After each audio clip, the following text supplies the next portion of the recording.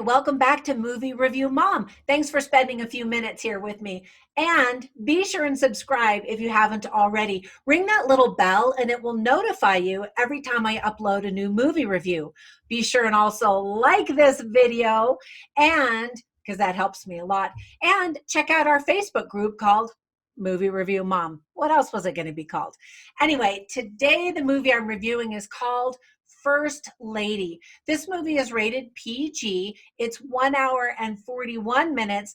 And sadly, the movie review mom grade I'm giving it is a D. I actually wanted to give it an F because it's so bad, but I recognize that there will be people that actually like the movie and it does have some redeeming values. But first, let me give you a quick nutshell overview. I'll point out some tips for parents and some things I liked and didn't like, as well as some themes that are worth talking about with your friends and family if you choose to see this with them.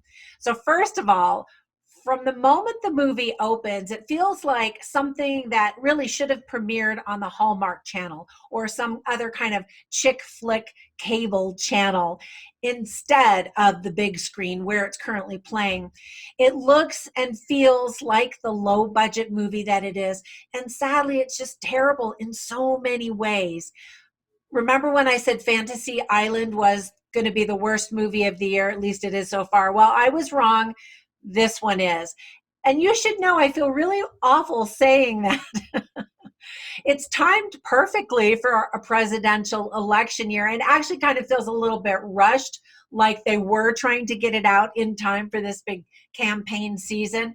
It's extremely safe on the political front, which actually does make it for a family-friendly movie because it's clean, it's safe, and there's nothing super offensive or controversial. So now, some quick tips for parents. You might want to read the book, The Prince and the Pauper, because it kind of is a theme and a plot point of the movie. So your kids might not catch the reference. And of course, The Prince and the Pauper is a really fun story. And they've had several movies about it made too. So you could check those out. Now, some people drink alcohol and get drunk in a scene. There are some stereotypes, some of them not so healthy. Well, actually, when are stereotypes really healthy? I don't know. There's no profanity, so that's good. I think one time somebody uses the Lord's name in vain, and that's about it. It's a very light introduction to politics for young kids. Now, some themes that are worth mentioning are actually all quotes that are spoken by the First Lady, played by Nancy Stafford. First, she says, "Let's not put more value on things than on people," which is always a great lesson. So somebody breaks something very valuable in the White House, and then she comes along and sees it and does something and then says that. So that's a nice little gem in the middle of the movie. Another quote that the First Lady says is really one of the biggest themes of the movie. And she says, "What is the point of preserving history if no one knows what it is?" And one thing I really love about her character in the movie is that she loves history and she wants to preserve it and protect it and teach it. And I think that that's really valuable because I love history too. Another quote that she says is, "Everyone needs a do-over, a chance to just be themselves." Or maybe I would add on and say be their best selves or something like that. And then another quote that the First Lady says that she teaches to some other people is, "Learning leads to liberty." I love alliteration anyway, but it's also a really great sentiment. Learning leads to liberty. All right, so now on to a few things that I really did like about the movie. I mentioned that the First Lady loves history, and so there's some little historical facts that you learn along the way, which is great. Some things about the First Lady, her position, the White House, that kind of stuff. Now, I only recognized two of the actors in the entire cast. The first one was Corbin Burnson, who actually received multiple Emmy and Golden Globe nominations for his role in LA Law. I don't know if you ever saw that TV show. It was very, very popular. The other was Stacey Dash, most famous for her role in the movie Clueless. I hadn't seen either one of them really in anything in a while, so it was nice to see them and to see that they're working. And the rest of the cast were just completely unfamiliar to me. And I think it's always great when new actors are given a chance to be in a feature film and to get a break in Hollywood. So I thought that that was great.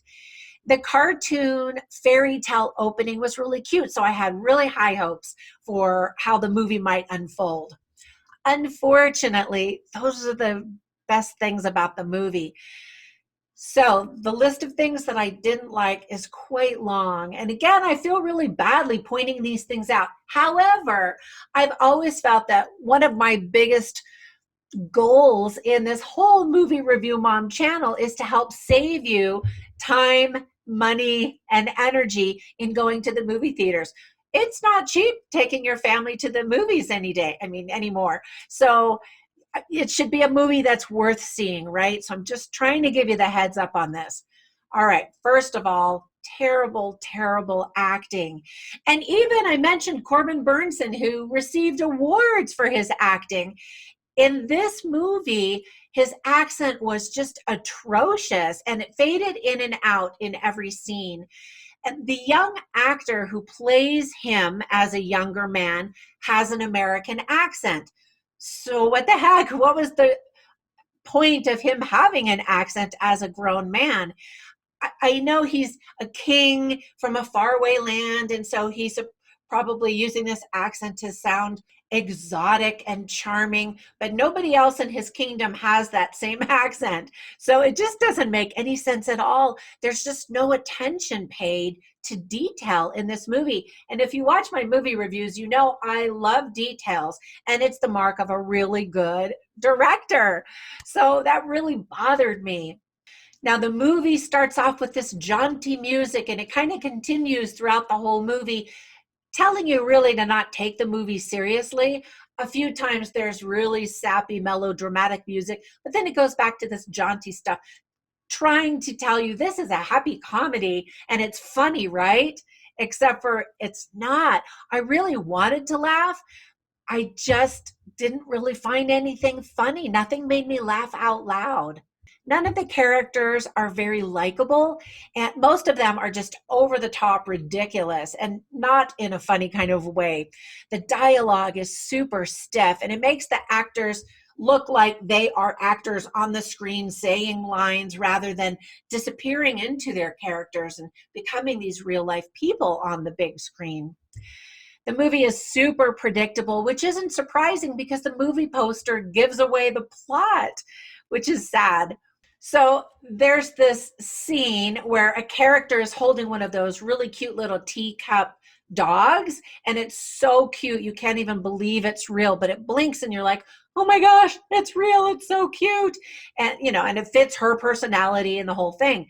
Later, in other scenes where you see this woman holding a dog, it is clearly a stuffed animal, which makes me wonder, did they just run out of budget money that they couldn't rent this dog for another day or two for shooting?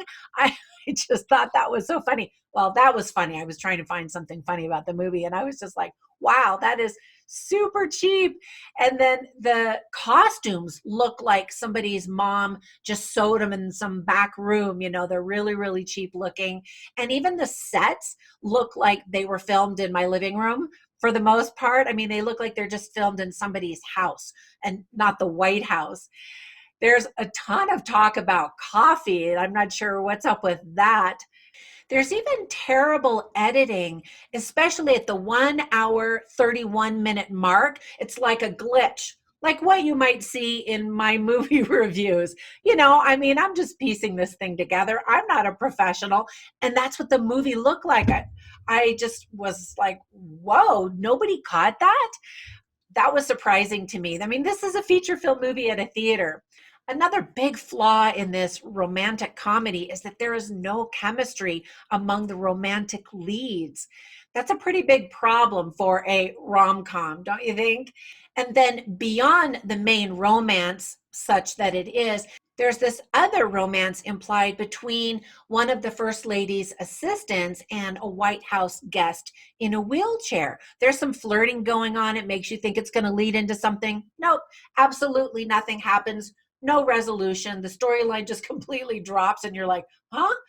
And then another thing that is just bizarre is that one of the characters, her name is Cameron, played by Sandra Belfort, completely changes her political stance and her personality overnight with no explanation. And you're like, wait, I thought we weren't supposed to like her. Now we like her and we want her to marry this nice guy? What? And then another part of the movie shows these millennial protesters that are being paid to stand outside the White House and protest and be angry. And the extras are just horrible. They're like, such passion. And they admit to the first lady they really don't know what their complaints are because they're being paid to be there to cause some media stir. And so I really like how she handles it. And I liked that part of the movie, the message that she teaches them how to use their voice. And so as you watch this movie and talk about it afterwards with your friends and family, talk about, how are you using your voice? Are you just ranting on Facebook or Instagram about politics? Or are you doing something positive to push some positive changes forward? I don't know. It could be a really good conversation to have some good come out of this movie that is pretty much a disaster, in my opinion. And again, I feel terrible saying that.